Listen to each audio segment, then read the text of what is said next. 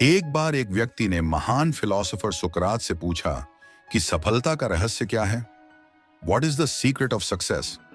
सुकरात ने उस इंसान को कहा कि वह कल सुबह नदी के पास मिले, वहीं पर उसे अपने प्रश्न का जवाब मिलेगा। जब दूसरे दिन सुबह वह व्यक्ति नदी के पास मिला तो सुकरात ने उसको नदी में उतरकर नदी गहराई की गहराई मापने के लिए कहा। वह व्यक्ति नदी में उतरकर आगे की तरफ जाने लगा। जैसे ही पानी उस व्यक्ति के नाक तक पहुंचा, पीछे से सुकरात ने आकर अचानक से उसका मुंह पानी में डुबो दिया। वह व्यक्ति बाहर निकलने के लिए झटपटाने लगा, कोशिश करने लगा, लेकिन सुकरात थोड़े ज्यादा स्ट्रांग थे। सुकरात ने उसे काफी देर तक पानी में डुबोए रखा। कुछ समय बाद सुकरात ने उसे छोड़ दिया और उस व्यक्ति ने जल्दी से अपना मुंह पानी से बाहर निकालकर जल्दी जल्दी सांस ली। सुकरात ने उस व्यक्ति से पूछा, जब तुम पानी में थे तो तुम क्या चाहते थे? व्यक्ति ने कहा, जल्दी से बाहर निकलकर सांस लेना चाहता था। सुकरात ने कहा, यही तुम्हारे प्रश्न का उत्तर है। जब तुम सफलता को उतनी ही तीव्र इच्छा से चाहोगे जितनी तीव्र इच्छा से तुम सांस लेना चाहते हैं, तो तुम्हें सफलता निश्चित रूप से मिल जाएगी।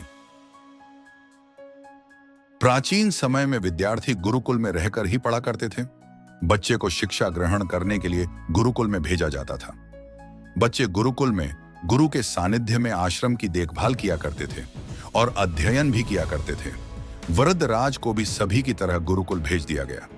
वहां आश्रम में अपने साथियों के साथ घुलने मिलने लगा, लेकिन वह पढ़ने में बहुत ही कमजोर था। गुरुजी की कोई भी बात उसके बहुत कम समझ में आती थी। इस कारण सभी के बीच वह उपहास का कारण बनता है। उसके सारे साथी अगली कक्षा में चले गए, लेकिन वो आगे नहीं बढ़ पाया। गुरुजी ने भी आखिर हार मानकर उसे बोला, बेटा वरदराज, मैंने सारे प्रयास करके देख लिए हैं। अब यही उचित होगा कि तुम यहाँ अपना समय बर्बाद मत करो। अपने घर चले जाओ और घर वालों की काम में मदद करो। वरदराज ने भी सोचा कि शायद विद्या मेरी किस्मत में नहीं है और भारी मन से गुरुकुल से घर के लिए निकल गया। दोपहर का समय था। रास्ते में उसे प्यास लगने लगी। इधर उधर देखने पर उसने पाया कि थोड़ी दूर पर ही कुछ महिलाएं कुएं से पानी भर रही थीं। वह कुएं के पास गया। वहां पत्थरों पर रस्सी के आने जाने से निशान बने हुए थे। तो उसने महिलाओं से पूछा, यह निशान आपने कैसे बनाए? तो एक महिला ने जवाब दिया, बेटे, यह निशान हमने नहीं बनाए।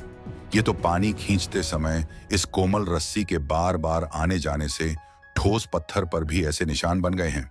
वरदराज सोच में पड़ गया। उसने विचार किया कि जब एक कोमल से रस्सी के बार बार आने जाने से एक ठोस पत्थर पर गहरे निशान बन सकते हैं, तो निरंतर अभ्यास से मैं विद्या ग्रहण क्यों नहीं कर सकता? वरदराज ढेर सारे उत्साह के साथ वापस गुरुकुल आया और अथक कड़ी मेहनत की। गुरुजी ने भी खुश होकर भरपूर सहयोग किया।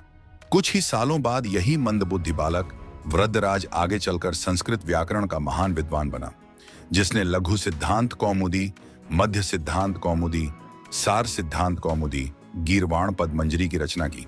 शिक्षा, मोरल। दोस्तों, अभ्यास की शक्ति का तो कहना ही क्या है। यह आपके हर सपने को पूरा करेगी। अभ्यास बहुत जरूरी है, चाहे वो खेल में हो या पढ़ाई में या किसी और चीज में। बिना अभ्यास के आप सफल नहीं हो सकते हो। अगर आप बिना अभ्यास के केवल किस्मत के भरोसे बैठे रहोगे तो आखिर में आपको पछतावे के सिवा और कुछ हाथ नहीं लगेगा। इसलिए अभ्यास के साथ धैर्य, परिश्रम और लगन रखकर आप अपनी मंजिल को पाने के लिए जुट जाएं।